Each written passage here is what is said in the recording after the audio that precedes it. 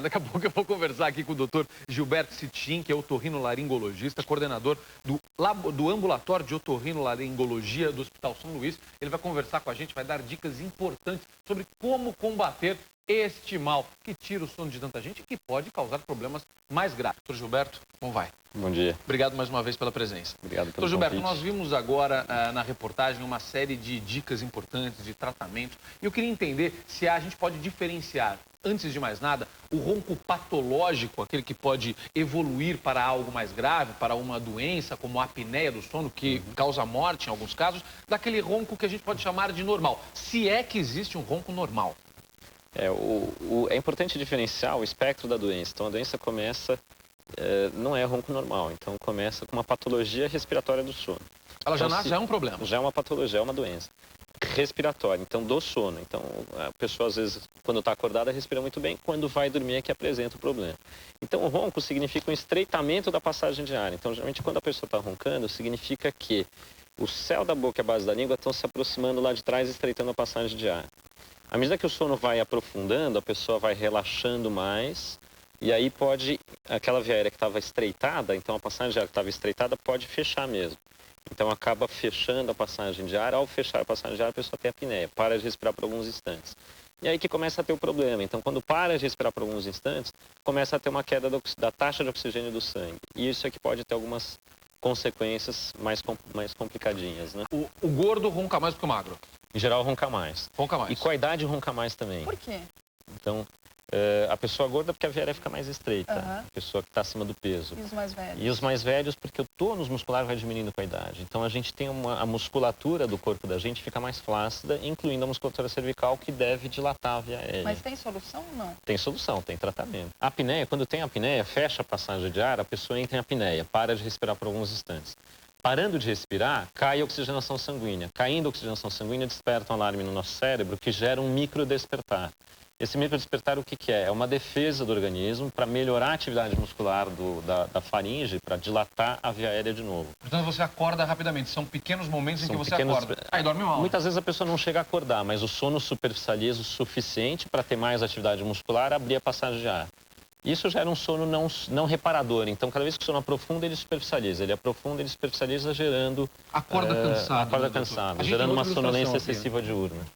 E as amígdalas? Quem tem problema de amígdala acaba tirando a amígdala. A amígdala grande faz roncar.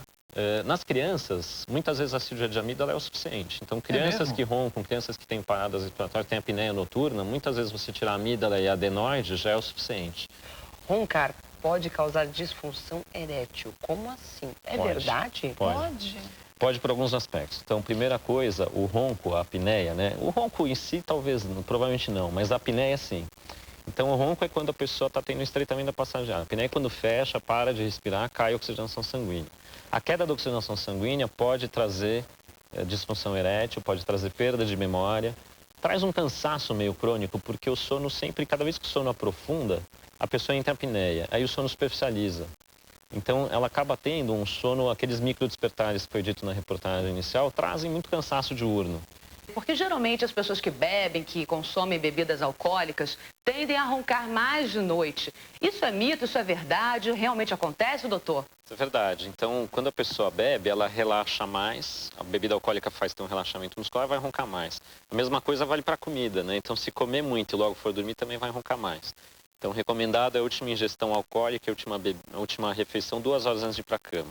E eu vou até aproveitar, porque acabou de chegar uma informação aqui para mim, que Ticiane Pinheiro, nossa amiga, nossa colega aqui de programa, ligou e falou que agora, na gravidez, ela tem roncado, algo que ela não fazia antes. Aumenta a pressão abdominal e acaba comprimindo um pouquinho, né? Então, o tórax fica meio comprimido.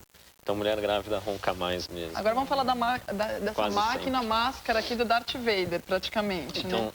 isso Tem aqui é um dormir aparelho. com isso mesmo? Então, isso é um aparelho de pressão positiva, ele chama CPAP. Então, é um aparelho positiva que porque gera... ele joga o ar para... Ele joga um ar para dentro por essa máscara. Então, entra um ar por aqui, né, por trás do aparelho, e esse ar vem através dessa mangueira conectando numa máscara que acopla no nariz. É um compressor?